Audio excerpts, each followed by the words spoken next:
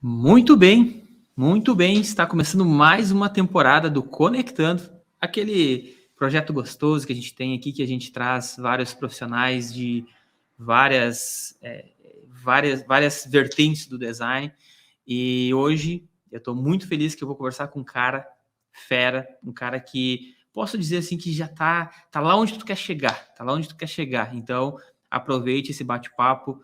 Pega um papelzinho, a caneta, anota que, cara, é um insight, é alguma coisa. A gente vai falar muito hoje sobre carreira, então é um detalhezinho que pode te direcionar para um outro jogo. O cara é fera mesmo e eu já vou dar boas-vindas para ele porque eu estou muito ansioso para esse bate-papo. Renan Benvenuti, seja muito bem-vindo ao Conectando. Como é que tá, Renan? Pô, muito obrigado, Paulo, pela apresentação. E eu que tenho que agradecer, muito legal estar aqui, obrigado pelo convite. Espero poder acrescentar aí de alguma forma. Eu ouvi alguns episódios anteriores, assim, teve do Ricardo Bezerra e do Daniel Escudeiro, que trabalharam comigo, a gente participou de vários projetos em comum, assim, então é legal estar aqui também, onde eles estiveram. Vi também, Danilo Cid, do Piqueira. Então, parabéns aí pelo trabalho. É muito bom. Eu estava conversando com você aqui antes da gente abrir, que eu às vezes deixo do play e fico ouvindo aqui, as histórias, os bate-papos, né? Acho que essa gente trabalhando nessa dinâmica agora, eu pelo menos aqui, né, em casa e tal, boa parte do tempo sozinho. É bom ter um bate-papo relacionado à carreira, assim, enquanto carreira, projetos, né, a design em geral, enquanto eu estou trabalhando. Então, esse tipo de trabalho me faz companhia aqui. Então, obrigado e parabéns pela iniciativa, muito maneiro. Massa. Cara, é uma parada assim que. Deixa eu só trazer meu microfone mais pra frente, que eu acho que ele tá muito longe. Tá me ouvindo bem aí, parceiro? Te Tá ouço muito bem de bem. boa? É. Eu sou meio paranoico com essas coisas, porque eu recebi convidados assim, ó, muito bons e eu não aprendo, né? Em vez de testar tudo antes, eu deixo pra fazer na hora e o som ficou uma porcaria. Mano, assim, ó, cara, realmente, eu acho que esse projeto que assim, pô, eu acho legal quando o pessoal fica produzindo conteúdo próprio nas redes sociais, só que ao mesmo tempo a gente é bombardeado por tanta coisa e eu vejo que tem muita gente que fica mais dos bastidores, produzindo, muita gente boa que não tem tanta visibilidade. Então o pessoal fica em cima daquelas referências que tem vários seguidores, que sempre estão movimentando rede social, patrocinado, um monte de coisa, e acabo não conhecendo o trabalho desses caras. Vou contextualizar como é que eu cheguei até você. Eu tô voltando agora, por isso que eu falei uma temporada nova, né? Eu tô voltando num período onde eu sou pai, né? Pai de primeira viagem, e aí eu entrei num recesso, assim, até porque não tem como gravar, né? É, quem é pai sabe como é que é. Eu não sei se tu é pai, Não, ainda não. mas não. Aí, cara, é uma doideira, tu fica na função por muito tempo. E aí agora a gente tá no terceiro mês, e aí fica mais de boa, eu consigo sair um pouco de casa.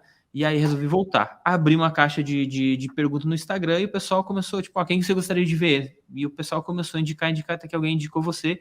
Aí eu fui lá conferir o arroba, né? Eu tenho também um filtro, né? Eu vou lá e dou uma olhada. E, porra, quando eu vi o teu trabalho, eu disse, pô, esse cara aí é do time da Tati, tá no meio dessa galera aí, o cara é bom, o cara tem um portfólio maneiro e, cara, preciso conversar com ele, né? Então, primeiro, cara, eu acho que a gente podia começar assim, cara, como é que tu entrou nessa pegada do design, assim, tipo, da onde veio esse interesse? Como é que tu começou aí? Cara, eu não sabia que eu ia ser designer, assim, né? Tem gente que fala, não, eu desde pequeno, de criança, ilustrava ou tinha interesse por sistemas visuais e tal. Eu não sabia muito, não. Olhando, né, pensando retroativamente, assim, eu tinha muito interesse em bandeira de países e símbolo de time de futebol, assim, quando eu era pequeno. Eu sabia desenhar todos e identificar as bandeiras e álbum de figurinha, assim, né, nos anos 90, ficava copiando os símbolos de time de futebol. Só que até aí, para mim, eu nunca tinha pensado a respeito disso, né? E quando eu fui fazer faculdade, eu acabei o colégio cedo, né? Eu me formei no colégio com 16 anos E aí tinha que escolher, né? Pô, o que eu ia prestar de vestibular, não fazia ideia. Aí eu fazia aquelas orientações de tipo vocação profissional, né? Orientação vocacional, não lembro como chamava, assim. E, pô, dava umas paradas que nos resultados que não tinham muito a ver comigo, assim, eu não me reconhecia, eu falava, cara, não sei o que eu vou fazer. E aí eu prestei Ciências Sociais na USP, aqui em São Paulo, e Publicidade, né, Comunicação na SPM, também aqui em São Paulo. Aí eu acabei entrando nas duas, ainda não sabia, e eram mundos, né, muito distintos, assim, Ciências Sociais na USP e Comunicação na SPM. E eu falei, pô, vou fazer as duas. E fiz um ano das duas, uma loucura, assim, eu fazia comunicação de manhã e na SPM, depois ia para a USP à tarde. E chegou uma hora que não deu, né? Não dá para conciliar estudo, leitura, quantidade de coisa, mais vida social, enfim. Aí eu tinha que escolher um para seguir. E eu acabei optando a SPM, porque era uma faculdade cara, né? Meus pais faziam um esforço para pagar e já tinham pago ali um ano e meio na hora que eu estava tomando essa decisão. Aí eu falei, putz, eu não vou trancar agora, eu vou trancar a USP, depois eu volto. E aí segui em comunicação na SPM, imaginando fazer, né, sei lá, trabalhar com publicidade de alguma forma. E aí no quinto semestre você tem que optar, né, por que área que você vai especializar, assim, se é criação, se é marketing ou se é comunicação integrada. Na minha época era assim, pelo menos, não sei como está agora. Não tinha design na SPM ainda naquele tempo. Eram poucos cursos de design, né, ao menos em São Paulo, assim. Tinha desenho industrial, né, mas aí, a hora que eu pensava em desenho industrial, eu imaginava uma coisa de eu desenhar peças, assim, de peças para indústria, sei lá, desenhar engrenagem, assim, eu não tinha muita visibilidade, né? E aí falava, pô, isso não é muito para mim, assim. Mas aí na faculdade eu comecei por acaso, assim, eu acho que me interessar por projetos, eu via que eu me dava melhor nos trabalhos que eram mais relacionados a design, né? Pô, a coisas de cartazes, de identidade visual, e ali no quinto, sexto semestre, que você começa a estruturar um portfólio e tal, eu vi que, pô, os meus bons trabalhos acadêmicos eram todos de identidade. E aí eu fui trabalhar num birô, que era um birô de impressão, assim, e o meu trabalho era, basicamente, era uma gráfica, né, que tinha também um birô de design, que fazia, enfim, né, diagramação e para impressão dos materiais dessa gráfica. E o meu trabalho era basicamente pegar folhetos de bairro, assim, né, jornais, pequenas revistas, tinha muito na época publicação de bairro, assim, e, pô, ligar, pegar o telefone e falar, pô, quanto vocês pagam na impressão, quantos exemplares vocês rodam, pegar a descritiva do material, assim, e tentar fechar um preço, né, de impressão melhor para conseguir aquele cliente. E aí, com isso, vinha o trabalho ali de editoração e tal. E aí foi assim que eu comecei a trabalhar, a estagiar no quinto semestre, assim, ainda tinha 17 anos na época. Então acabou que eu nunca trabalhei com publicidade, já entrei meio nessa coisa, começando com editoração, era um estúdio que fazia pequenos trabalhos de identidade também. E a hora que eu vi, eu estava, né, eu comecei a me autodenominar um designer, sei lá, acho que só depois da faculdade, assim, depois de já ter caminhado um tempinho nessa história, assim. E aí foi crescendo, virando Cara, gente grande. demorou, né? Assim, porque eu fiquei nesse escritório um tempo. Aliás, foi uma história ruim, assim, ruim. Hoje é engraçado, né? Mas na época foi ruim. Tinha uma pessoa lá que era, sei lá, sobrinha da dona, aquela coisa, né? Que trabalhava lá, e parece que ele estava com alguma questão comigo ali, sei lá, alguma, né? Falava que ele tinha alguma inveja, não sei o que era, alguma situação mal resolvida. E aí um dia esse cara, pô, colocou maconha na gaveta da minha mesa e chamou o escritório inteiro, assim, falou, pô, o Renan tá trazendo droga aqui pro escritório e tal, fez mó escarcel lá, mó uê. E eu falei, pô, que porra é essa, cara? Tá maluco? Aí as pessoas, não, pô, a gente sabe que não é seu e tal, deixa pra lá, pô, ele não bate bem, não entra nessa não. Eu falei, pô, gente, valeu, não entra nessa não dá, né? Eu vou embora, pô. Pedi demissão ali na hora, falei, gente, pô, não vou passar por isso. obrigado e tal. E era um cara boladão, assim, tipo, muito forte. E ele ficava, vamos descer lá embaixo então, que eu vou te pegar na porrada. Aí eu falava, que isso, cara? Eu ainda vou descer e vou apanhar, tipo, não tem a menor chance, assim, sai daqui. Tipo, não quero essa, né, não quero essa briga para mim, assim. E aí saí desse lugar. Aí eu fui trabalhar numa empresa farmacêutica, na Roche. Eles tinham uma agência interna lá, assim, uma estrutura bem legal até para uma... E era estágio ainda, estava ali, pô, no terceiro, quarto ano de faculdade, não sei. E a indústria farmacêutica paga muito bem, né? Acho que como trabalho, né, é uma parada que envolve muito dinheiro e não é o trabalho mais interessante do mundo, né? Eles acho que, né, acabam conseguindo trazer profissionais pela remuneração. E era uma remuneração de estágio muito boa, assim, né? Eu lembro que nesse estágio que eu saí aí, desse episódio da droga, eu ganhava, sei lá, R$200, assim, era uma coisa que não pagava nem os ônibus de deslocamento e a comida que eu tinha que pegar ali não rolava, né? E aí eu fui para essa agência interna da Roche, ficava lá criando material de simpósio de médicos, né, material de apresentação de novos medicamentos e tal. Fiquei lá um ano, mais ou menos, assim, não lembro exatamente. E aí eu saí porque eu queria fazer meu TCC, né, com calma, me dedicar ao término da faculdade. Queria acabar bem, né? E aí quando eu saí de lá, eu continuei trabalhando para eles como freela. Tipo, legal, você vai sair, mas pô, você já conhece aqui. Eu fazia muito material impresso, né? Muito eram uns materiais que chamavam de visual aid, assim, que era um suporte pro motor dos laboratórios quando eles vão visitar os médicos lá, apresentar resultado de estudo e tal. Então tinha muita infografia, né? Enfim, e eu gostava de fazer aquilo também. E era a coisa do impresso, pô, você tinha dinheiro para produzir um impresso, né? Então acabamentos, facas, verniz, laminação, escolher papel, assim, era uma coisa que eu curtia. E aí eu continuei fazendo isso como freela.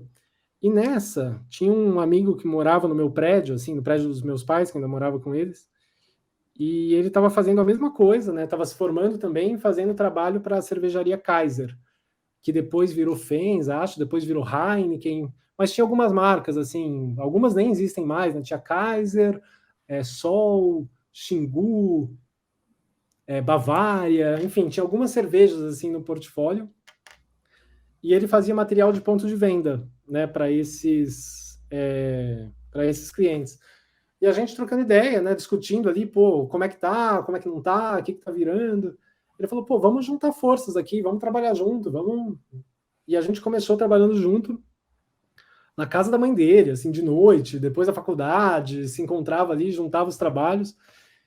E aí a coisa começou a virar, assim, a gente começou a pegar mais trabalhos e chegou um momento, isso era 2006, assim, 2007, e não era tão comum empresas contratarem freelas, né? Era uma coisa, você precisava ter uma empresa, né? Assim, não era, eu vou contratar o Paulo, vou contratar o Renan, era, pô, eu preciso contratar um escritório X.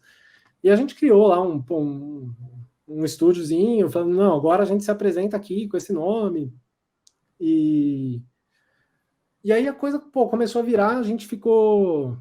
alugamos um espaço, assim, o primeiro era em cima de um supermercado, assim, de um extra bairro, né, de um mini extra, assim, não sei como chama, uma salinha bem pequena, assim, em cima de um mercado, perto da onde a gente morava, e a coisa começou a dar certo, assim, a gente começou a atender a Roche farmacêutica, e aí mais clientes, né, junto com essas cervejas, material de ponto de venda, pegamos alguns clientes do mercado financeiro também, e aí já fazendo design, sem saber que era design ainda, né, assim,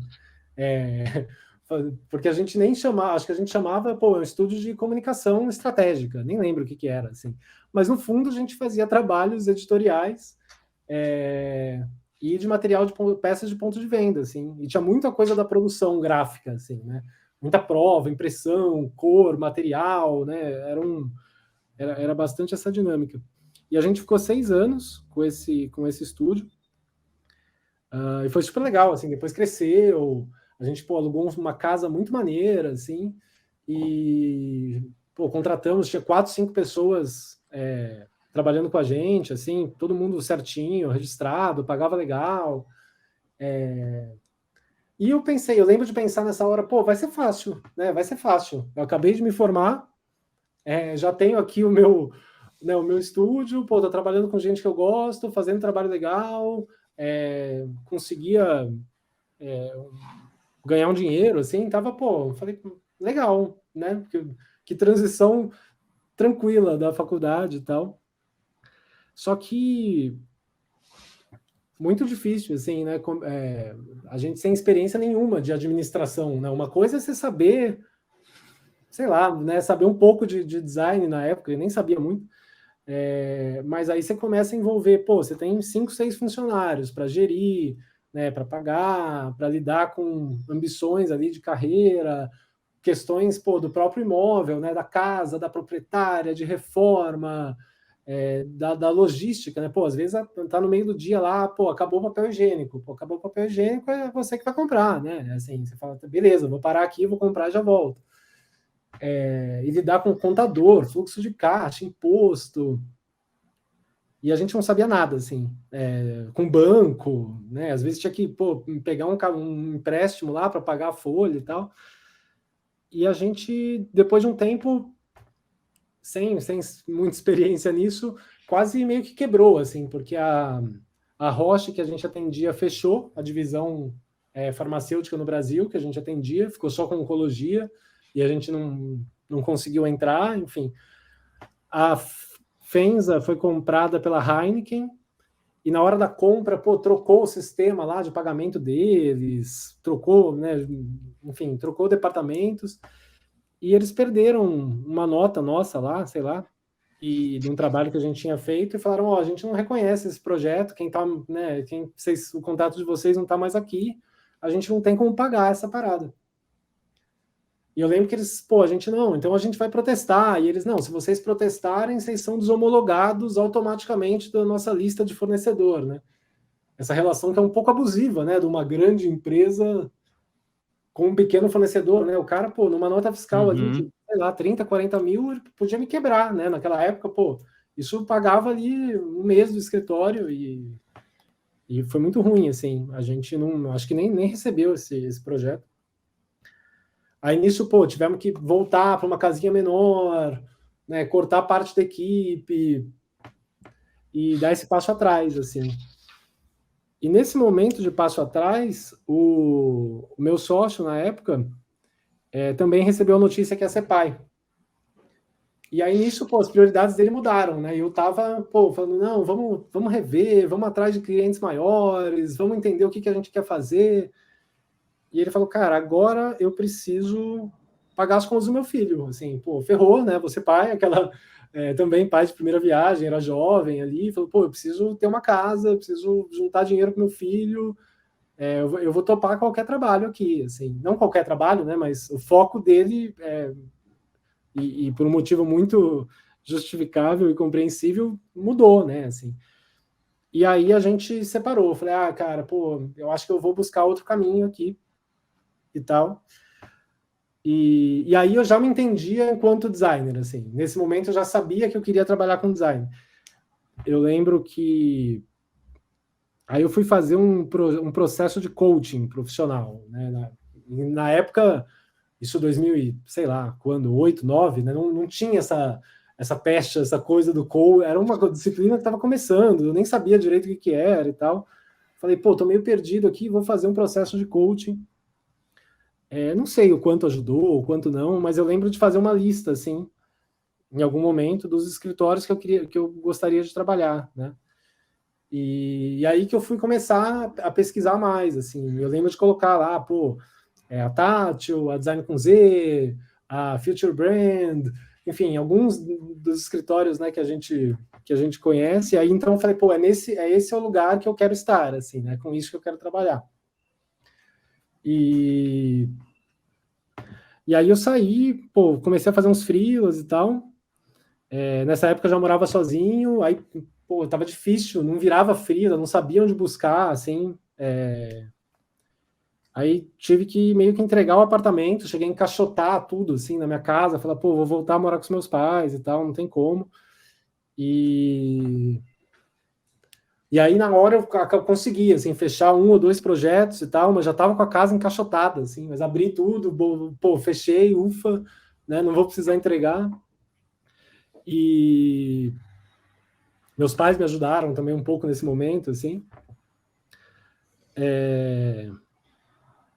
E aí eu fui fazer um freela na Design com Z, né, que hoje chama Zyke, mas na época era Design com Z, que era com o Zeuner e o Kiko, um escritório que, pô, era super legal na época, assim, ainda é, enfim. E eu fui para lá cobrir férias de um designer sênior.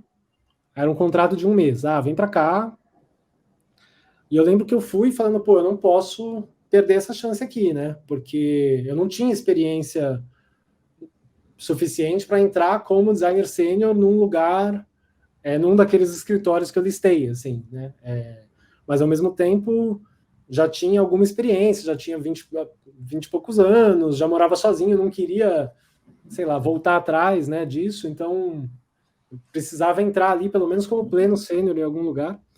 E aí eu fui contratado lá por 1 mês para cobrir férias e falei, cara, eu preciso fazer isso aqui virar, assim.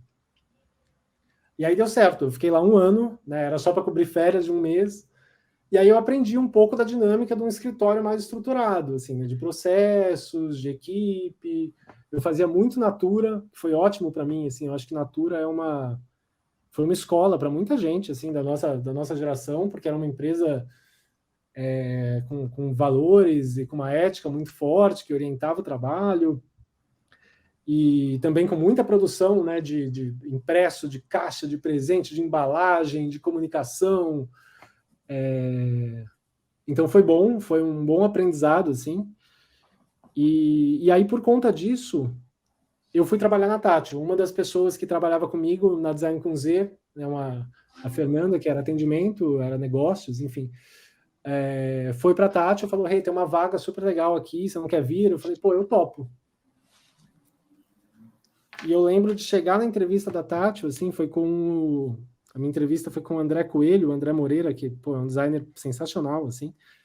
Ele era gerente, acho, na época.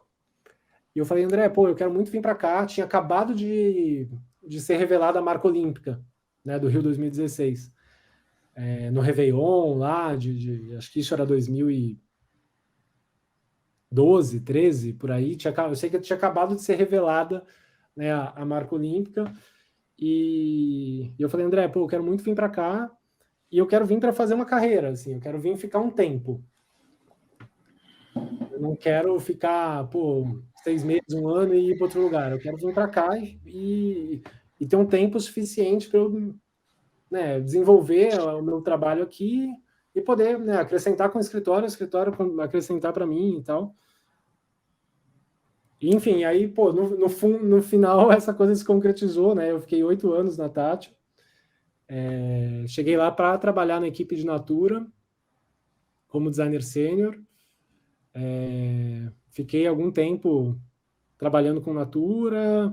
Aí, em algum momento, entrou Ambev na minha vida, né? 2 mundos muito distintos, assim. Natura, que é profundidade, muita discussão, muito conceito. Ambev com uma mentalidade de rapidez, né? De, pô, errar rápido, colocar na rua, ver se dá certo, se não dá, ajusta a rota, lança, se não der, tira, né?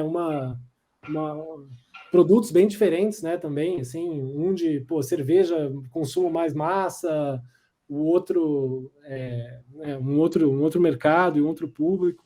Então foi bom ter essas 2 escolas, assim. E aí fui também, pô, saindo só da parte de especialista e assumindo um pouco essa questão da gestão, né? Eu acho que agora está um pouquinho diferente, mas uma das dificuldades, eu acho, da nossa profissão era que se você queria ser promovido, né? Se você, enfim, eu estou aqui, eu estou desenvolvendo um bom trabalho, eu quero quero ter mais responsabilidade, quero ganhar mais, você precisava ir para a gestão. Pô, você tinha um teto ali que o designer sênior ia ganhar e depois você precisava virar coordenador, ou gerente, ou diretor, enfim. E aí, aos poucos, fui assumindo essa coisa de gestão meio sem saber, assim, né? Sem saber como fazer, sem ter muito preparo mesmo, né? E eu acho que também ter passado pela experiência de ter tido um escritório, né, que também eu não sabia administrar, também não sabia gerir pessoas e tal, mas te dá uma certa, né, bagagem, assim, de entender um pouco mais como a coisa funciona, né, o outro lado da história, enfim, um pouco mais sobre o escritório, sobre negócio e tal. Isso me ajudou, eu acho, e também de me dar uma certa tranquilidade do tipo, eu não sei, mas eu vou aprender, eu vou descobrir, assim, e acho que falando e falava isso com naturalidade, né? Pô, eu não sei se eu estou preparado, não sei se eu estou pronto, mas eu estou afim. Eu lembro muito de uma entrevista, acho que do Abu Janra, acho que era um programa do João Gordo, na MTV, assim, não lembro exatamente. E ele foi perguntado, pô, falou, ele tinha acabado de lançar lá um disco que era de música de Game Boy, assim, era um disco todo 8-bit e feito com eletrônicos de baixa tecnologia, assim. E aí perguntaram para ele, né, pô, como é que você fez isso daí? Como é que você chegou nisso e tal? Ele falou, cara, se me perguntam se eu sei fazer uma parada, eu falo que eu sei. Eu falo, eu sei e depois eu dou um jeito. Depois eu vou aprender como faz. E eu acho que hoje isso é uma situação mais fácil, né? Porque você tem, pô, muito conhecimento, muita informação, né, para pesquisar. E eu lembro dele falar, pô, se me chamarem para construir uma ponte, eu vou falar, pô, eu sei fazer uma ponte, vamos nessa. E vou pesquisar, vou aprender como faz ponte, vou fazer a parada. E eu acho que eu sempre tive um pouco essa curiosidade e disposição de, pô, daqui que eu vou resolver. Não sei, mas vou aprender, né? E aí fui me interessando por esse lado também, assim, do trabalho enquanto designer, né? De formar equipe, de desenvolver pessoas, de dar feedback, né? De entender como fazer também, não só executar, mas como fazer outras pessoas executarem bem, respondendo ao briefing. E eu sempre curti a parte de contato com o cliente, assim. Eu sempre pedia para apresentar, eu falava, pô, deixa eu apresentar, assim, eu era meio chato, às vezes eu falava, não, pô, eu quero apresentar e tal. E fui desenvolvendo esse lado também, né, de entender, saber ler uma sala, né, quem é o público, o tamanho da apresentação, se é uma apresentação longa, se é curta, se é objetiva, né, se tem que ser mais descontraída, mais séria, mais profunda, aonde eu vou dar um duplo clique, aonde eu vou passar rápido. E isso foi ótimo para mim, assim, porque eu acabei desenvolvendo relações com os clientes, né? Então, mesmo eu estando dentro de um escritório, eu tinha contatos ali que ficaram comigo, assim, né, durante a carreira. Aí, em algum momento, eu virei diretor criativo da Tátil, assim, saiu a Fernanda Saboia, que era diretora aqui do escritório de São Paulo, e nisso assumimos, né, na época era eu, o Betinho e a Camila Moleta, né, o Betinho segue na Tátil, a Camila Moleta hoje está na Coca. Aí depois a Camila sai, ficamos eu e o Betinho aqui de diretores em São Paulo, e aí foi um outro mundo, assim, né, você passa a fazer reuniões de negócios da empresa com sócios, de ter mais exposição com o cliente, mais responsabilidade, de meta, de faturamento, de rentabilidade, de folha da equipe, né? Eu fiquei um pouco... Leva um tempo, assim, até se entender. E aí mais responsabilidade e menos tempo. Eu falava que o software que eu mais usava era o Keynote, né? Eu parei de usar o Illustrator, o Photoshop, o InDesign, assim, meu trabalho era montar apresentações, e para dentro, para fora, enfim, e fazer a equipe desenvolver. Errei muito nesse processo, assim, pô, mas me interessei, falei, pô, é legal isso também, né, eu lembro de ter um momento de crise, de falar, pô, não aguento mais trabalhar para Ambev, para Danone, para Natura, essas empresas gigantes, e não sei o quê. Acho que todo designer em algum momento passa por essa crise né, o que eu estou construindo para o mundo aqui, né? O mundo cheio de problema e eu estou aqui fazendo, pô, lata de cerveja. E uma pessoa virou para mim e falou, Renan, pensa que você está trabalhando para a sua equipe. Pô, ao invés de você estar trabalhando para a Ambev, você está trabalhando para as 15, 20 pessoas que trabalham com você aqui, para que elas, pô, se desenvolvam, trabalhem melhor, mais felizes, tenham uma vida mais maneira, aprendam, né, tenham trocas relevantes. E aí, isso me salvou, assim, no momento de crise com a carreira de design gráfico, eu foquei um pouco nisso, assim, foi legal. E, falei um monte, né? Desculpa. Não, cara, eu gosto disso quando o cara entra num flow e vai indo, porque eu deixo rolar, então eu vou fazendo perguntas aleatórias, e acaba que meio que corta o fluxo da linha de tempo, né?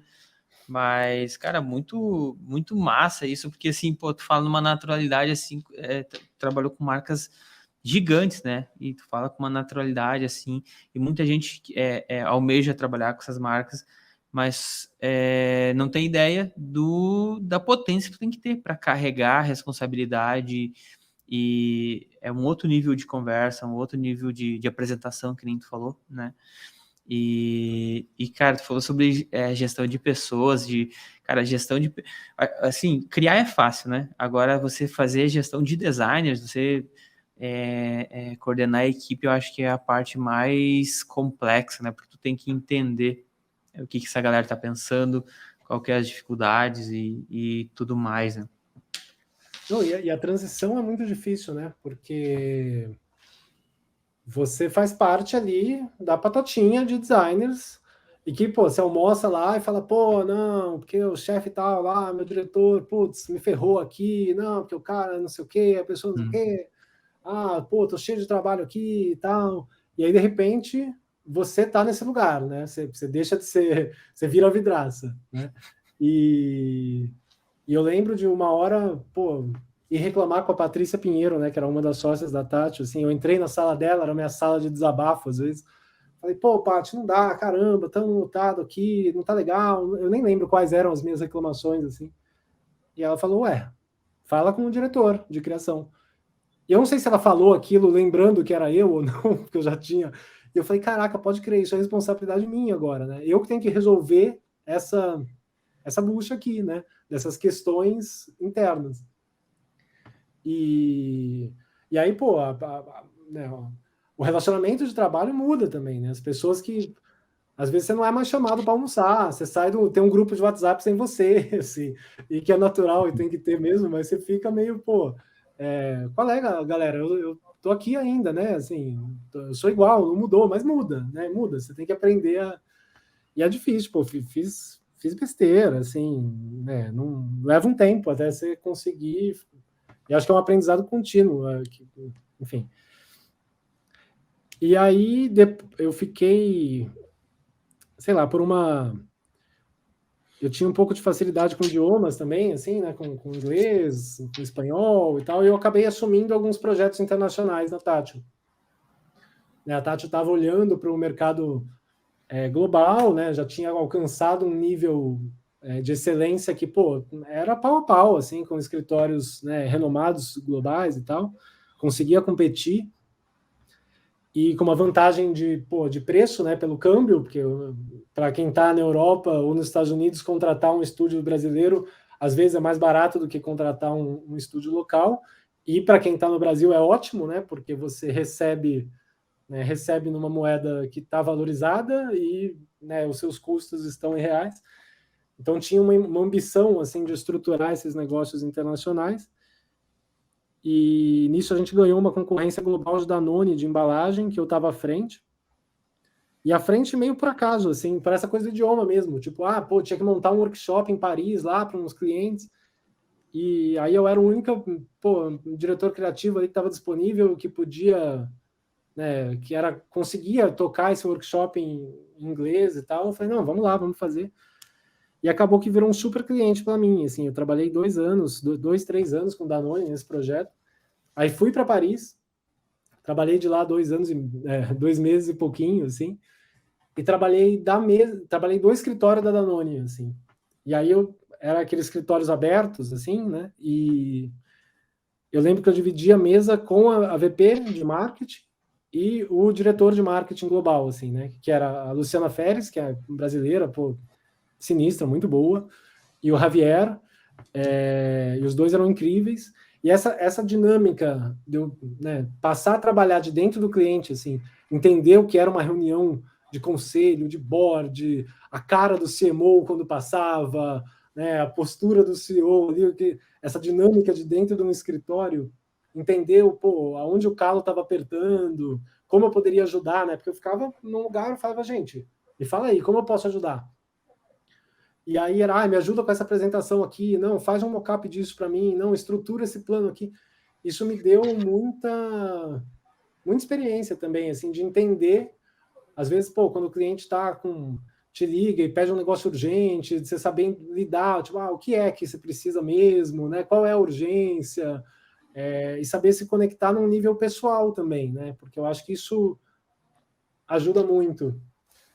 E você recebe um pedido de alguém urgente que está ali com entender o que essa pessoa está passando, assim, o que estão te cobrando, qual é seu objetivo, e tentar ajudar a pessoa, né? Não só resolver o briefing de design, mas ajudar o seu cliente ali enquanto profissional, né? Eu acho que isso ajuda muito. Uhum. E... Tu falou um negócio muito, muito interessante, cara, que eu acho que vale a pena a gente... tu falou sobre você entrar numa sala e ler as pessoas. Putz, eu sempre falo muito isso na questão de apresentação de marca e em qualquer reunião, mas principalmente na apresentação, você entendeu a vibe do lugar, a vibe daquelas pessoas que estão ali, né? E o pessoal, principalmente o pessoal novo que querem aprender contigo, eles, cara é tímido, cara é inseguro, cara... E, putz, tem tudo isso e ainda tem esse feeling que o cara vai pegando durante o tempo, assim. Até outro dia eu tava falando pro pessoal ali, tem clientes que tu consegue fazer a leitura corporal de alguns clientes que chegam, o cara senta na sala e abre os braços assim, ó, no sofá, assim, ó. Isso é uma leitura de, é tudo meu, eu tô mandando aqui, sabe? Então, assim, tem uma série de coisas, assim, de detalhezinhos que é muito massa. É muito massa e o cara tem que crescer, o cara vai aprendendo, vai crescendo e vai pegando o feeling, né? De como conduzir esse processo, assim, né? Cara, eu acho que a apresentação é um trabalho em si, assim. Curioso, porque eu sou uma pessoa, tirando a vida profissional, assim, eu me considero uma pessoa mais tímida, mais introvertida, né? Se falar, eu odeio, se eu tiver que ligar para alguém para falar algo sobre, eu entro em pânico, eu adio a ligação semanas, sabe? Porque eu não sou bom com isso, assim. Mas nesse lugar profissional, eu me sinto relativamente confortável de apresentar. Hoje, né? Não foi sempre assim. Mas eu acho que tem a coisa do treino, assim, né? Eu quase sempre tento passar a apresentação antes, eu faço a apresentação oralmente, aí eu vejo quanto tempo está durando, a parte que eu acho, às vezes eu ouço, se é uma apresentação importante, eu gravo no celular eu falando, né, vou passando os slides, e aí eu escuto. E aí quando você está se ouvindo, você fala, nossa, aqui eu falei baboseira. Não, isso aqui tá muita bullshitagem, sabe? Porque você sabe, a gente sabe, né? Tem hora que você tá enrolando, você tá falando uma parada que não é interessante, você tá dando foco. E a hora que você se ouve, você fala, cara, não, isso aqui eu vou ter que cortar. Né? Então, eu acho que... E é muito desconfortável fazer isso, né? Porque você se ouvir... Eu acho que eu nunca vou assistir esse nosso papo aqui, justamente por esse desconforto. Mas na apresentação é importante. E tem essas situações. Eu passei por uma reunião uma vez que era uma diretora importante, assim, de uma grande empresa, e ela passou a apresentação toda no celular com o pé em cima da mesa, assim. Você fala, era uma situação para mim quase surreal, assim, né? Que é um desrespeito, né? Aí eu acho que é um desrespeito, assim, a pessoa, né, a coisa do pé na mesa e no celular e só fazia aham. Nessa hora não tem muito o que fazer também, assim, sabe? Você tenta ali uma ou duas vezes capturar a atenção dela, fala, oi, pessoa, o que você acha aqui e tal, mas aí você foca em outra pessoa, eu tirei o foco dela, né? Falei, bom, então eu vou olhar aqui para essa outra pessoa e vou apresentar para ela, né? Você tem que se manter ali, você fala, não vou desabar por causa disso, isso é um problema dela, não é meu, né? Ela está sendo desrespeitosa, eu vou tocar aqui e fazer meu trabalho. E anotar, às vezes, nosso trabalho, às vezes a gente faz a mesma apresentação 10 vezes, né? Porque se apresenta para o gerente, depois para o diretor, aí para o VP, aí para o conselho, e acho que é ir aprimorando. E saber, quando eu falo também de ler a sala, Eu acho que o designer, às vezes a gente tem vontade de falar do trabalho de kerning que a gente fez no logotipo. Aí a gente vai mostrar ali, pô, aquele grid, não, essa daqui tem a largura de tantos pontos, aí aqui o espaço de tanto, aqui eu trouxe um pouquinho mais para perto porque eu tenho um espaço negativo. Isso pode ser valioso se você estiver apresentando, se tiver um designer do outro lado, mas no geral isso não é uma informação relevante, assim. Não é. Se quiser deixar lá o slide, passar rápido, falar, aqui a gente fez alguns ajustes de espaçamento próximo, né? Assim, não, porque aquilo para um diretor de marketing, sei lá, não é relevante. Eu acho que é importante você saber. Não estou falando para não fazer isso, e que não é o trabalho é mega importante. Né? E já teve situações do cliente questionar, falar, pô, aqui entre o A e o, sei lá, e tal letra, não deveria estar um pouquinho mais perto? Aí você fala, aí já era, né? Isso. Deixa eu te Aí contar já era. deixa eu explicar. Né? Enfim. Mas, no geral, isso não é uma coisa... É relevante para você, é para o trabalho, mas vai ser um slide oculto, muito provavelmente. Né? Você não vai deixar ele ali. Uhum. Essa pressão é bem complicado, né? Mas faz parte do jogo, né? Faz parte do jogo. Cara, como que é pra ti, assim, você trabalhar com essas marcas grandes, assim, a responsabilidade de, pô, quando ir pra rua, isso aqui vai fazer um barulho, vai ter opinião pública, vai ter gente que não vai gostar, e como que tu lida com isso, né? Como que é pra ti esse... Eu acho que nunca é fácil. Eu lembro dos primeiros trabalhos, assim, de... Pô, eu falei, né, desses pequenos escritórios que eu tinha. Eu lembro que eu fui apresentar o meu primeiro trabalho, que eu falei, pô, esse é um trabalho grande. Era um logo para Kaiser Chopp. E aí eu tinha que apresentar lá, pô, era o maior trabalho de identidade que eu já tinha feito até então, assim, né? E eu lembro de pensar, pô, eu comprei um blazer, uma roupa nova para ir apresentar, porque eu era um menino, né? Eu falei, como é que eu vou chegar num lugar com um diretor? Eu só tenho 7 anos, né? Como eu vim parar aqui, assim? Eu lembro de me fantasiar de adulto, assim, para ir lá apresentar. Fantasia de adulto. Fantasiar, porque eu, pô, enfim, eu não me sentia seguro, né? Então você vai buscando apoios para te dar mais segurança. Então eu acho que dá um medinho, assim, né? Dá um frio. Sempre que você está fazendo uma coisa que é numa escala que você não fez ainda, né? Pô, esse daqui vai ter mais visibilidade. Pô, esse é um produto muito grande. Esse é internacional. Todo mundo vai ter o seu, vai ter um trabalho, um projeto que vai dar um frio na barriga, né? Eu acho esse frio na barriga bom, né? Acho que ele tem que ser perseguido, porque é o que também te dá um senso de responsabilidade, de ficar mais afim ali do projeto e tal. A coisa dos comentários, eu não ligo muito não, assim, eu acho. Eu leio, né, as primeiras vezes eu lia, quando saiu um trabalho grande assim, aí eu via que algum portal publicou, ou algum canal de design lá, postou, ou a própria, né, às vezes na Tati, a gente postava no Instagram, aí tinha lá 100 comentários, falava, vou ver o que... Só que tem coisa que você lê e fala, putz, é verdade, talvez pudesse ser melhor aqui e ali, mas também tem muita coisa que a pessoa comenta, mas ela não acompanhou o processo, né? Acho que isso já foi discutido também. Essa coisa é muito fácil você avaliar, né? Você vê ali 2 imagens de um projeto que durou 1 ano, entre estratégia, criação, discussões, indas e vindas, até sair, né? Teve muita coisa. Então você tem que ter um certo distanciamento ali do que você está lendo, né? Vai ter gente que fala, parece tal coisa, ou enxerga uma parada. Eu acho que faz parte, assim, acho que depois você dá risada, assim, fala, legal, que viram isso. A gente já imagina alguns comentários, né? Fala, isso aqui quando a gente soltar, vamos falar tal coisa. E eu acho que faz parte, acho que também eu não vou ficar, ninguém pode comentar porque não sabe o tamanho do processo. Você encarar como um papo de boteco, porque no boteco a gente fala, né? Fala, você viu a tal marca lá que saiu? Caraca, achei bom, achei ruim. E tá tudo bem. Acho que as pessoas vão ter opiniões, né?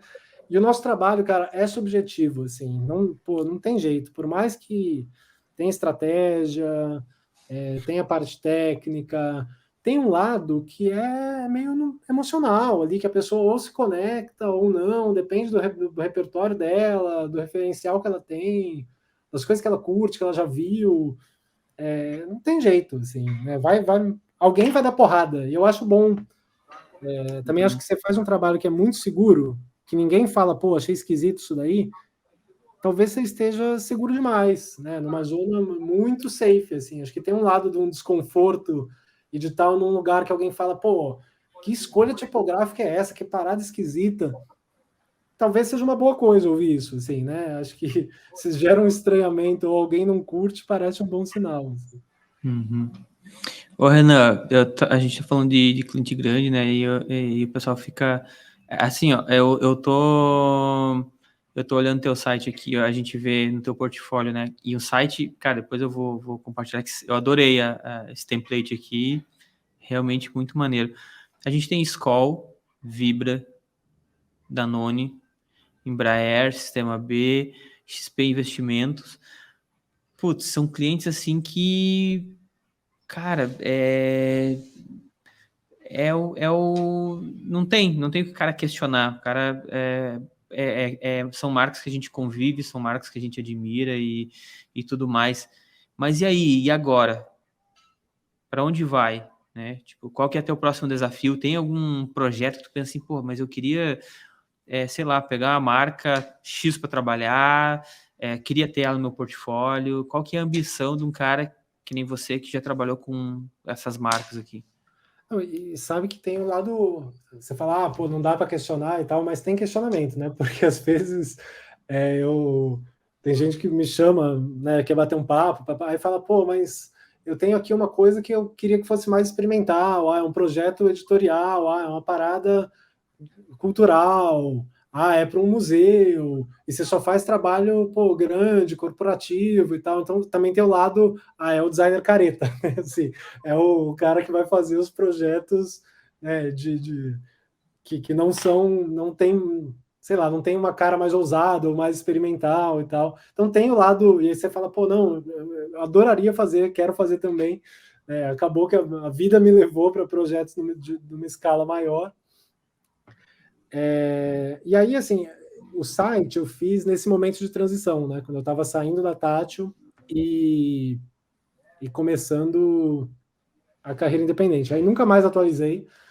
E nesse 1 ano e meio eu já fiz, né, alguns outros projetos aí de forma independente, assim. E eu acho que tem uma coisa legal que foi diminuir um pouquinho a escala, né? Porque a hora que você trabalha como autônomo, você não vai, dificilmente você vai fazer um projeto, sei lá, uma identidade corporativa para a Embraer, por exemplo. Né? A Embraer vai contratar a Tátil, a Interbrand, a Porto Rocha, a Collins, sei lá, né? Mas não vai chamar o Renan Benvenuti para fazer um projeto, e eu acho que tem que ser assim mesmo, tá? Tem alguns trabalhos que precisam, né, você precisa ter uma segurança de que você está contratando, né, o que tem de melhor disponível, porque a pessoa que contrata, né, o contratante de um trabalho dessa relevância, por falta de um termo melhor, está colocando dela na reta, né? Assim, Então, pô, se dá algum problema no projeto, ela pode falar, olha, mas eu contratei o melhor escritório de design do Brasil aqui, a Tati, a Couto, a Hardcore, sei lá, enfim. Então, pô, eu fiz é diferente eu contratei o Renan, né? Pô, você contratou o Renan, sabe quem é Renan, assim, né? Enfim. Então, você trabalhando como independente, você vai fazer projetos de uma escala um pouco menor. E eu tenho curtido muito isso, assim, porque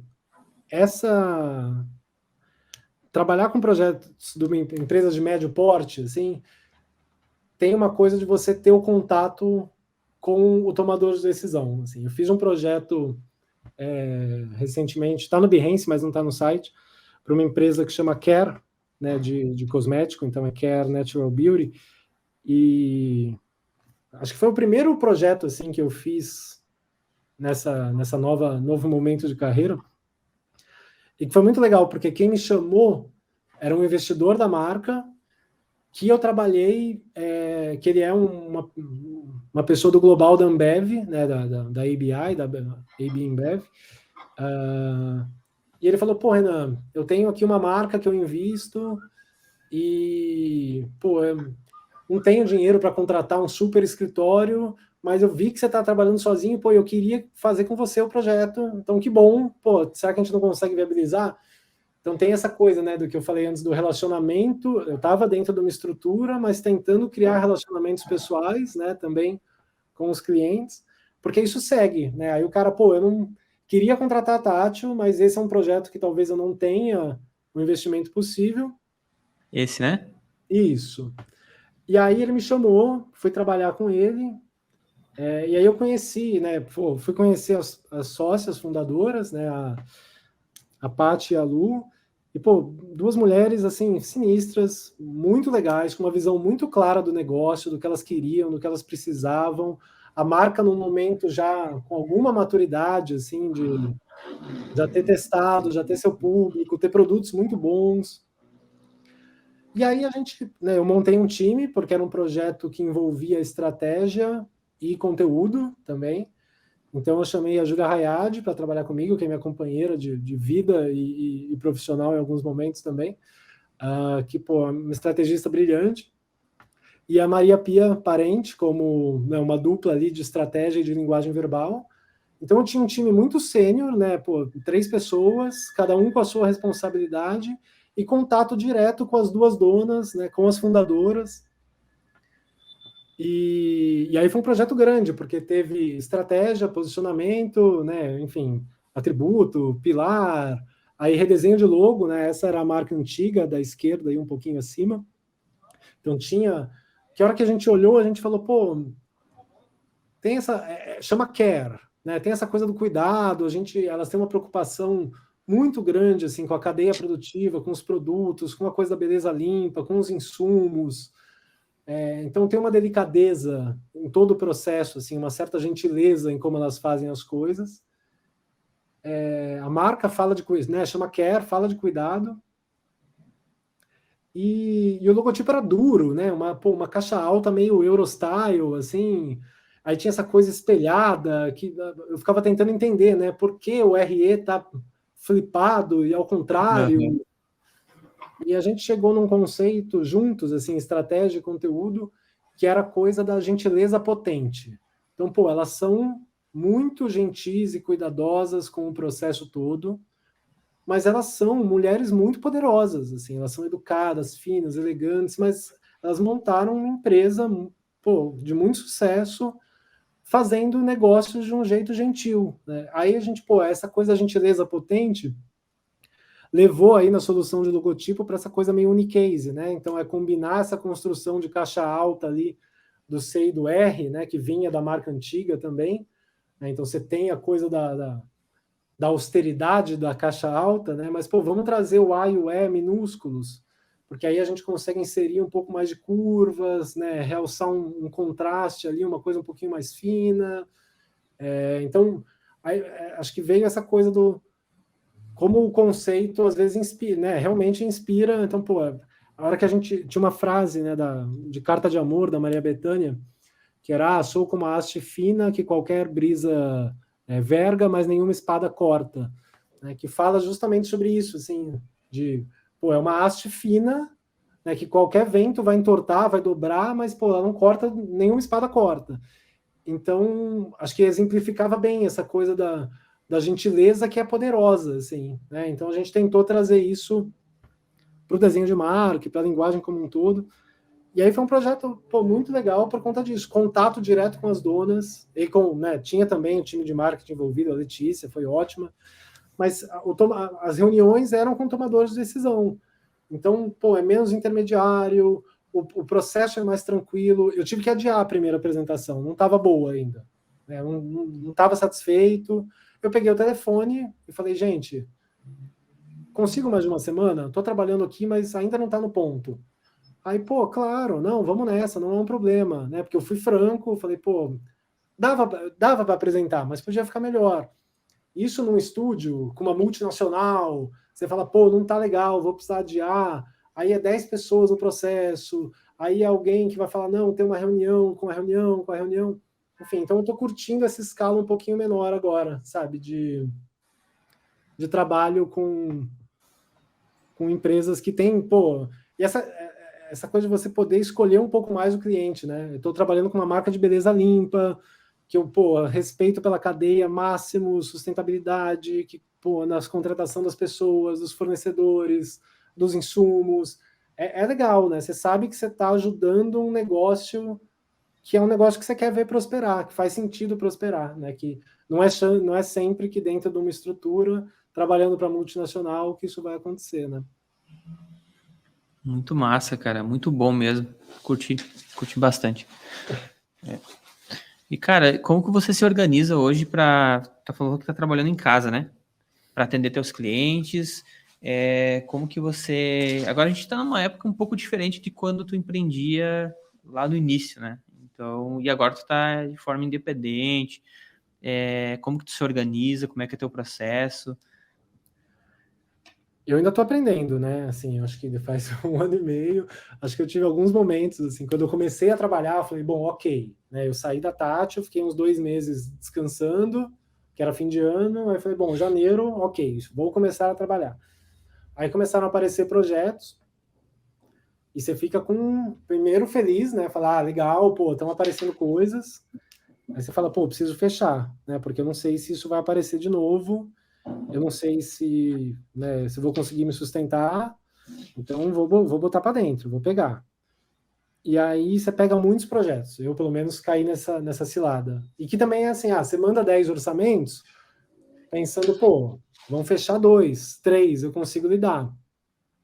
Aí dá uma sorte, que é uma sorte, né, com um asterisco, que, pô, fecha 5, 6. Aí você, pô, ferrou, né? Ferrou. Como é que eu vou lidar com tanta coisa ao mesmo tempo? E eu não queria terceirizar nesse momento, assim. As pessoas falam, pô, por que você não contrata outros designers para trabalhar com você e tal? E eu ficava receoso, eu falava, não, pô, é a minha primeira experiência como autônomo, depois de um tempo, as pessoas, né, estão me contratando pelo meu trabalho, né, porque querem o meu olhar, a minha mão, enfim. E eu não vou me sentir confortável de contratar outros recursos para, né, para entregar o projeto e tal. Claro, skills específicos, alguém de motion, alguém de 3D, né, óbvio, faço isso com frequência e está tudo bem. Mas para pensar o projeto, eu não queria fazer nesse momento. Aí peguei muita coisa e foi uma loucura, assim, de trabalhar muitas horas por dia, e ficar estressado, aí vira noite, aí final de semana, feriado. É uma responsabilidade também maior, né, porque é você, né? Assim, você não tem. Você que escolheu, você que aceitou, que passou o preço, que escolheu, que montou o escopo. Não tem com quem você reclamar, né? Falar, pô, não sei o quê. Não, você escolheu isso. E aí eu passei uns 6 meses, assim, trabalhando, pô, muito. Muito mais do que eu gostaria, assim, de estresse, de volume de trabalho e tal, para conseguir entregar no nível que eu esperava. E aí agora eu acho que deu uma. Tem duas coisas, né? Uma é entender os limites, né? Quantos projetos dá para tocar simultâneo, entender que alguns projetos não acabam, né? Às vezes o cliente me procura e fala, não, é muito urgente, ele precisa acabar em 2 semanas. Aí você fala, aham, vai acabar em 2 semanas? Sim, daqui 2 semanas precisa estar na rua. Depois de algum tempo, você fala, cara, não vai estar na rua em 2 semanas, né? Porque vai ter ajuste, porque vai ter um monte de reunião, esse negócio vai continuar. Aí você já, pô, entende que você vai ter que bloquear ali 4 semanas, se a pessoa te falou 2. Porque aquilo vai continuar acontecendo, né? Assim,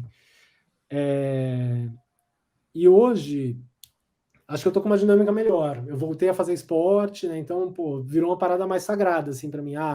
O ir treinar, tem uma praça aqui do lado que tem uma academia, pô, boa, que é de graça, legal, eu vou 2 vezes por semana, a agenda tá bloqueada, não tiro. Pô, eu joguei basquete minha vida toda, aí voltei a jogar agora também, então, pô, o horário lá do basquete, que é segunda noite, aliás, daqui a pouco tem que ir, é sagrado também, assim.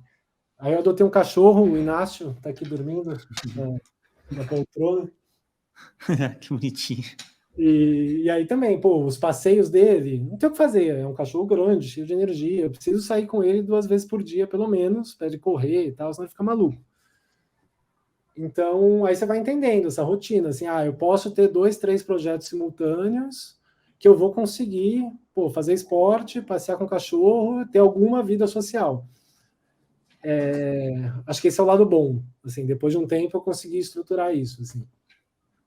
O que me pega hoje é a coisa de trabalhar sozinho, né, o tempo inteiro, assim, porque eu fico aqui em casa, pô, tenho um escritório confortável, é legal, montei, arrumei, acho que eu passei sei lá, muito tempo trabalhando da cama, cara, no trackpad, assim, eu sou muito bom de trackpad, eu faço tudo neles. E aí chegou num tempo que eu falei, cara, não, eu tô odiando o trabalho, e aí eu entendi que era por conta do ritual, assim, eu tava, pô, trabalhando no sofá, da cama, e não dá, né? Aí eu, pô, reformei o escritório aqui, arrumei um cantinho, e tem essa rotina, pô, saio, faço um esporte, tomo um banho, boto uma roupinha, né? Acendo aqui um Paulo Santos, pô, deixo uma fumacinha, pô, põe uma música, e aí trabalho. Acabou o trabalho, 7, 8 horas, eu fecho a porta do escritório, pô, não entro aqui, o cachorro não entra, né? Fica um lugar, acho que eu consegui. E óbvio, pô, não estou falando nenhuma novidade aqui, né? Todo mundo fala disso há muito tempo, você tem que criar mas eu subestimei a importância disso, assim, demorei para fazer. E faz muita diferença, assim. E aí, outra coisa é entender que vão ter picos mesmo, assim. Esse ano, eu trabalhei muito no primeiro semestre, eu tinha um objetivo, né? Pô, eu preciso, para cumprir aqui com a minha vida financeira, eu preciso faturar tanto. E eu, pô, dei um gás, entendi que eu, enfim, ia me ferrar mesmo no primeiro semestre. Trabalhei mais além da conta. E agora, o segundo semestre, eu vou desacelerar um pouco, pretendo. Né? Assim, então, pô, já cheguei perto da meta ali que eu tinha estabelecido para mim mesmo. E agora eu vou dar uma descansada, né? Eu vou tirar um pouco o pé, vou viajar um pouquinho, assim, né? Vou ficar na casa do meu pai, vou visitar minha mãe, vou dar atenção para esse lado da vida. Mas se eu tentasse, não, vai ser constante o tempo inteiro, não ia dar também. Então eu aceitei que é pico, pô, dei um gás no primeiro semestre, agora eu vou tirar o pé. Acho que é um pouco esse o plano. Nossa, muito bom. Cara, por mais óbvio que seja, tá? Vou te falar que já teve maluco que eu vi o cara ser desligado, desconectado por o cara ser um freela que não tem um espaço dele. O cara tá no meio de... Enfim, não vou entrar em muito detalhe, que senão o cara vai se ligar que eu tô falando dele. Mas... pô, desorganização. Aí o cara não conecta no projeto e, pô, a gente trabalha com criação. No final das contas, a matéria-prima do que a gente faz é a criatividade, né? Então, se tu não tá criativo, tu tem que ter um processo, tu tem que ter teu ritual, tu tem que, a hora que tu mergulhar, vai e conecta, né? Pois é, eu sou uma pessoa um pouco bagunceira, assim, né? Pensando na minha vida pessoal, assim, na casa e tal, eu tenho, pô, as coisas ficam meio espalhadas e tal. Mas profissionalmente, não sei se é de ir ficando mais velho e tal, cara, não dá para ser bagunçado, assim, não dá. Pô, os meus arquivos, assim, é tudo, pô, eu nomeio layer, sabe? Todos os layers estão nomeados, pô, as pastas estão, pô, arquivo nomeado do jeito certo, assim, mesmo arquivo de estudo do Illustrator, assim, pô, eu abro, crio lá os artboards, eu tenho uma master que eu ponho lá, pô, Renan, projeto tal, estudo 1, a data, eu faço as coisas só no artboard, sabe? Assim, tem layer no Illustrator para arquivo de estudo, porque faz diferença, cara. O meu trabalho, pelo menos, é muito de sistematização, né? É organização de expressões visuais, assim. E eu acho que se eu começo... Eu entendo que tem um momento da bagunça, tá? Colagem, referência, aí recorta, aí desenha, rabisca, e pô, um monte de coisa. Para mim não funciona mais, assim. Eu já preciso começar parado estruturado. Opções de tipografia, uma por página, com os valores de cada configuração de texto, assim, me dá uma paz de espírito, sabe? Eu funciono melhor, assim, eu abro o arquivo e falo, eu consigo pensar, assim, acho que um trabalho de estruturar o pensamento de uma forma visual, que eu acho que é o trabalho do designer, né? Então, apesar de eu ser uma zona, profissionalmente eu tento ser bem organizado, porque isso faz diferença no meu trabalho, assim. Ô, Renan, e hoje, você sendo autônomo, por onde chega os clientes, assim? O pessoal te acha nas redes sociais, indicação, como que eles chegam até você? Ó, eu acho que tem algumas formas, né? Tem clientes que já trabalharam comigo em outro momento, principalmente na Tátil, e tem projetos de outra natureza, né? Não estou falando que eu pego projetos que iriam para a Tátil, de maneira nenhuma. A Tátil é um escritório, né, gigante, parrudo, com história, com 100 pessoas, é outro tipo de trabalho. Mas, né, eu continuo trabalhando, faço coisas às vezes para a Ambev, para a Danone, ou esses clientes investem em outros negócios ou indicam, então isso chega. Acho que esse é um canal, né, relacionamentos que foram construídos. O Behance, vem muita coisa. Então, manter o Behance atualizado ali me ajuda também, apesar que não está atualizado, né, o meu. Eu agora, essa semana, eu estava hoje também vendo as inscrições do BDA e tal. Aí vou aproveitar o momento, inscrição de prêmio, vou ter que montar as coisas para o prêmio para atualizar o Behance, mas chega coisas por lá também. E aí teve um caso legal esse ano, que é uma cerveja da Turquia chamada Efes. Nem sei se eu podia falar já, mas tudo bem também, né? É a maior cerveja da Turquia, assim. E eles chegaram em mim, eles falaram, a gente já estamos com um projeto aqui de embalagem, a gente já fez com 2 estúdios, não chegaram, não ficou legal, não estamos satisfeitos, e a gente não tem mais verba para pagar um terceiro estúdio. E a gente estava aqui no brainstorming, discutindo o que ia fazer, e eles falaram, vamos atrás da pessoa que fez projetos que a gente gosta de cerveja, ao invés de ir atrás do estúdio. E aí eles falaram, a gente ama o caso de Boêmia, a gente conhece aqui, engraçado, né? Na Turquia, Boêmia é uma marca local, né? Enfim, mas tem alcance. Né? Eles falaram, a gente já viu esse trabalho antes, a gente adora esse redesenho de Boêmia. E aí me mandaram um e-mail pelo site, assim, oi, estamos aqui com um desafio para essa marca, a gente conhece o seu trabalho de Boêmia. Então tem essa coisa de chegar pelo trabalho. E uma terceira linha que é freelas para estúdios, né? Assim, então, isso eu acho que é o que aparece bastante, assim, né? Então, a própria Tátil, que eu continuo com relações, às vezes faço projeto para eles também, né? Falam, a gente está aqui com uma alta de demanda, precisamos contratar um freela e lembramos de você, né? Aí eu pego também, eu tento pegar menos para escritório, porque é uma outra dinâmica, né? Aí você volta para a coisa da equipe, do atendimento, da estratégia, do diretor de criação, de clientes e um outro processo, assim, que eu tenho menos controle, né? Você fica mais refém do cronograma do escritório, o cronograma do cliente, o jeito de trabalhar. Então eu evito, mas tive experiências super legais. Eu trabalhei, fiquei 1 ano quase trabalhando agora com a Hardcore do Rio. E foi muito legal trabalhar com eles, assim, aprendi muito, experiência maneira, projetos maneiros. Então tem experiências boas e ruins, né? Mas acho que é a terceira frente, assim. Então acho que é gente que já me conhece, de ter trabalhado comigo, gente que me conheceu através do trabalho, seja do Behance, ou site, ou porque pesquisou, né? Esse caso da Turquia foi isso. Falou que jogou no Google lá, designer gráfico Boêmia, e até chegar no meu nome e me escreveu.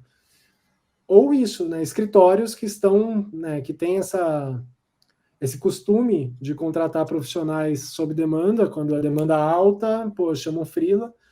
É um jeito também de você aprender e participar de outros projetos, né? Com outras equipes também. Uhum. E tem uma demanda tem uma demanda grande de freela para estúdio, porque hoje em dia o pessoal, é difícil o pessoal conseguir contratar a gente. Ninguém mais quer trabalhar, porque, entendeu que você fazer um cliente que tu pega já é o teu salário que tu ganharia trabalhando para um estúdio, né? Então tem essa demanda crescente aí, eu não sei se o pessoal tá ligado, mas tem. E de profissionais sérios, né? Que acontece muito cara que não consegue entregar, né? Vende a ideia, mas não consegue dar conta depois. Cara, qual que é as habilidades que tu vê, assim, que, pô, design hoje em dia ele tem que ter, porque, pô, hoje em dia tá um pouco diferente do que era lá no início, né? A gente, quando começou, anos atrás, a pegada era um pouco diferente. Hoje em dia o cara faz um curso online ali, pô, já mete um patrocinado no Instagram e... Cara,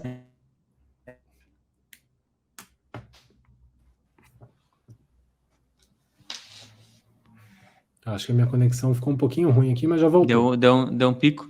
Então, e aí o que tu acha de habilidade que o cara tem que ter, assim, para sair dessa média? Não sei se... Eu não quero falar, né, mas não tá nessa bolha de criativos que acha que é simples assim, né? Acho que tem muito mais, né, forma-se muito mais profissionais do que a demanda existente, né? Acho que é a sensação que eu tenho. Então é um mercado competitivo mesmo, assim, né? Eu não me sinto confortável de falar, pô, essas são as habilidades ou não. Eu posso falar o que funcionou para mim, tanto enquanto profissional quanto enquanto contratante, né? Porque eu formava equipes também na Tátil e tal. Eu acho que a primeira coisa é se você é mais generalista ou mais especialista. E eu acho que tem lugar para os dois, né? Eu me vejo como um profissional generalista. Eu não tenho não sou um designer que fala, não, eu sou especialista em motion, ou em digital, ou em tipografia, ou ou em ilustração. Não tenho, né? Eu tento ter um pouco de conhecimento sobre cada uma das coisas, para depois fazer costuras e chamar especialistas, saber o que eu preciso ir atrás de um especialista. Ou um especialista. Pô, eu vou ser o cara do 3D de produto. Eu vou ser o cara do motion e do motion, pô, mais vetorial, do motion de type. Não, eu vou ser... Pô, eu quero perseguir uma coisa mais de tipografia enquanto elemento expressivo de branding, né? Então, acho que é entender primeiro em que lugar você se vê, né? Mais como generalista ou mais especialista. Eu acho que o do especialista me parece não fácil de conseguir, mas fácil de traçar um plano, né? Eu quero ser especialista de tal coisa. Cara, você vai ter que se aprofundar nisso, assim, essa vai ser a sua vertical de conhecimento, né? O generalista, que eu acho que é o meu caso, eu acho que o plano é mais confuso, né? Porque você sabe um pouco de cada coisa e não sabe muito de nada, né? E eu acho que eu sou um pouco assim na vida, né? Eu tenho um monte de instrumento aqui, eu toco um pouco de violão, um pouco de baixo, um pouco de trompete, mas não sei tocar nada no fim das contas, mas eu sei um pouquinho de cada coisa. Eu estudei um pouquinho de programação, sei alguma coisinha de motion, sei alguma coisinha de type, mas não sou especialista em nenhuma dessas coisas. O que eu curto, assim, enquanto designer generalista, são coisas de fora da disciplina. Eu acho que escrever bem é um skill, para mim, muito... Não que eu... Né, eu me sinto confortável escrevendo, né? Não vou fazer juízo de valor se eu escrevo bem ou mal, mas uma linguagem verbal, é um lugar que eu fico confortável. Eu estruturo muitas vezes conceito e tal, e o trabalho de design é escrevendo. Eu escrevo apresentações, páginas e páginas, até chegar numa coisa. Aí eu citei, né, o trabalho de Kerr lá, e o conceito era verbal, né? A minha referência para fazer o logotipo, foi um trecho de uma música da Maria Bethânia e do Paulo César Pinheiro. Então, acho que quanto mais... Eu gosto desse repertório ampliado, assim. Eu amo cozinhar, assim. É o que eu mais curto fazer hoje, assim, é cozinhar. E eu acho que tem muita relação com design também. Então, às vezes, eu fico fazendo paralelos, assim, entre as duas coisas. Eu acho que esse tipo de coisa me ajuda, assim. Gosto muito de música, gosto de literatura, de cozinhar, de cinema, de artes plásticas. Então, eu tento... Porque essa coisa, você falou no começo, né, das referências e tal. E, cara, é difícil você começar a montar um trabalho a partir do Pinterest, assim, ou do Instagram, ou do Save It, ou do, sei lá, qual é a sua ferramenta de mood boards, né? Porque as referências são muito pequenas, assim, você tá vendo, tá todo mundo vendo os mesmos trabalhos, as mesmas coisas, então os trabalhos saem parecidos, né? Você vai, eu tava falando do BDA agora, né, do Brasil Design Award e tal, às vezes você vai ver as premiações, tem muito projeto parecido, assim, né, com estéticas semelhantes. Eu estou falando das premiações só porque é o momento que você para ver a produção num período determinado. Né? O que se produziu de design no Brasil, né, no último ano. E tem muita coisa parecida.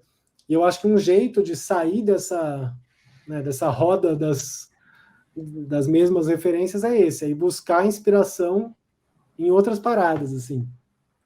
E nas coisas clássicas também. Eu fiz um projeto há pouco tempo de branding também, que, pô, eu fui achar a inspiração para um estudo num livro de exercício de design de um professor alemão dos anos 60, sei lá, que é um livro velho que eu tinha aqui. E aí era um exercício de exploração formal que me rendeu um repertório de linguagem, assim. Eu acho que tem um pouco a magia do aleatório também, sabe? Tipo, se eu olhar para coisa, puxar um livro qualquer aqui, assim, da estante, com um olhar de, pô, como isso pode me inspirar para aquele projeto, eu acho que é uma parada legal, assim, pô, eu viajei aqui, nem lembro qual foi o tema que a gente estava falando, né, mas eu fui contando. Não, mas é isso mesmo, e aí já ia emendar numa outra pergunta que eu ia fazer sobre justamente essa pegada de o que te inspira, né, porque, pô, que nem tu falou, eu tô me movimentando, tô treinando, isso tem muito do corpo e mente, mas também tem, pô, o que é aquilo que faz o cara se inspirar e qual que é a vibe. Claro que, pô, tem muito da experiência, né? O cara chega num período de carreira, assim, que tu olha alguma coisa, não necessariamente precisa ser da área, tu bate o olho assim, pô, isso aqui é maneiro, deixa eu ver, lá na frente posso conectar com alguma coisa, deixa eu consumir, né? E o pessoal mais novo não tá ligado, né? Talvez não tá, não tem essa vibe de... Mas, cara, a gente vai encaminhando para nossos finalmente aqui, já deu 1h20, né? E qual que é o teu conselho aí que tu dá para... A maioria das pessoas que vão ver isso aqui é o pessoal que está realmente começando no design, tá? Que tu dá?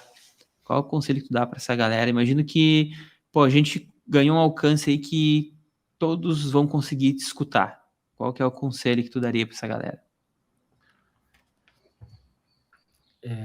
Pô, difícil, né? Muita responsabilidade. Não sei, eu acho que tem uma coisa de você fazer escolhas, né? Eu acho que a nossa atuação profissional é sobre escolhas, né? A gente estava falando aqui agora de repertório, referências, influências. Você está o tempo inteiro tomando decisão, né? Isso aqui sim, isso aqui não, isso eu vou incorporar, isso não. Vai ser azul e não vermelho, né? Vai ser essa fonte, não. Então a gente está o tempo inteiro fazendo escolhas, né? E eu acho que quando se trata da nossa carreira, às vezes a gente terceiriza um pouco essa. A gente fala, pô, estou aqui, consegui uma posição no escritório, ou coloquei meu site no ar, meu portfólio, e você aceita o que vem, né? Pô, você, principalmente se você está dentro de uma estrutura, acho, né? Pô, fui contratado, sou aqui um designer, agora eu vou esperar o que vai acontecer comigo, né? Qual é o plano de carreira do escritório para mim, né? Eu acho que tem muito isso, assim, não, pô, esse é um lugar que não tem plano de carreira, eu não sei o que eu vou fazer aqui, né? Então, eu acho que o conselho seria, pô, faça suas escolhas, né? Porque quando você não escolhe, vão escolher para você a parada. Então, no que diz respeito à sua carreira, se você quer, eu quero trabalhar com isso, tenho essa vontade, eu quero estar nesse lugar, né? Esse é o tipo de coisa que me move ou não. Pô, faça, né, a escolha e trace o plano e caminhe nessa direção. Porque senão, se você deixa ir levando, eu acho que pode ser complicado. Você pode chegar num lugar e depois não se reconhecer mais, né? E óbvio, eu estou falando, né, de um lugar muito privilegiado, de poder fazer algumas escolhas, então não estou dizendo, né, que são situações necessariamente replicáveis, mas ainda assim, você entender o que você quer, traçar um plano e também saber adequar a rota, né? Eu acho que tem coisa que você vai descobrir que não é o que você queria. Eu lembro que eu queria muito trabalhar em algum momento com um editorial de arte. E eu fiz um catálogo de exposição para falar, não é o que eu quero. Nunca mais, assim. Foi uma experiência caótica, não curti e não entendi que não era para mim. Então, acho que tem saber também ajustar, mas sempre fazendo as suas escolhas, né? Porque a hora que você fala, qual é o plano de carreira? O que o cliente quer? Né? Às vezes vem essa também, né? Não, mas o briefing só pediu isso. Né? O cliente pediu isso daqui. Acho que, quando você pega um trabalho, eu tento fazer essa reflexão, assim, o que eu quero com esse trabalho? Eu quero aprender uma parada nova? É um trabalho, que vai envolver motion, eu não entendo nada de motion, eu vou usar esse trabalho como um laboratório aqui para exercitar alguma coisa. Não, é um trabalho que vai me dar portfólio. É um trabalho que vai ser rentável. Tá bom, né? Tem o objetivo do cliente e tal, mas para você, também no slide oculto ali, né? Quais são os objetivos seu enquanto designer com esse projeto? Mesmo dentro do escritório, né? Pode ser, eu quero ter exposição, eu quero apresentar, eu quero ter contato com o cliente. Legal, esse é o seu objetivo ali, né? Então, acho que faça as escolhas da sua carreira, assim, né? Tentar não terceirizar a responsabilidade pelo seu plano, o seu desenvolvimento, e encontra os meios que estão ali disponíveis para você para viabilizar essas escolhas, né? Mas não deixa muito a coisa levar, sabe? Acho que tenha flexibilidade para retraçar o plano, falar, não, isso não funciona, isso não deu certo, não é o que eu quero. Ou, o que eu quero não dá, porque às vezes você quer uma parada que é impossível, né?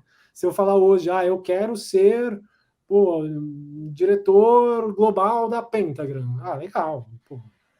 Hoje eu não conseguiria. Né? Se eu realmente quiser isso, eu tenho que entender o que eu preciso para chegar lá. E às vezes você vai querer uma coisa que não dá, né? Não dá.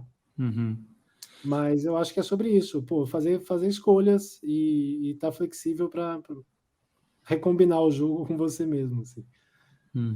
Nem sei se é um bom conselho.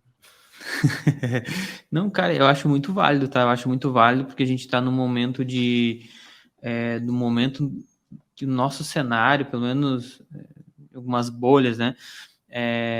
O pessoal se deixa levar pelo conselho de alguém que ele curte muito, que influencia e tudo mais.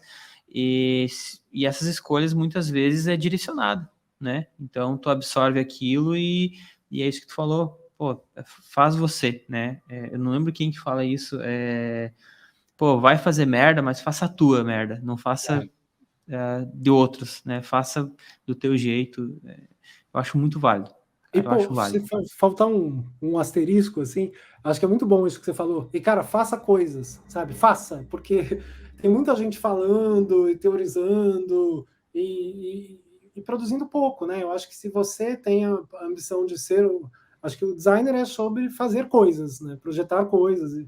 Então, não tem jeito, não tem atalho de aprender que não seja fazendo, né? E aí, pode ser projeto fake, fictício, inventado, próprio, mas faça, né? Assim, produza.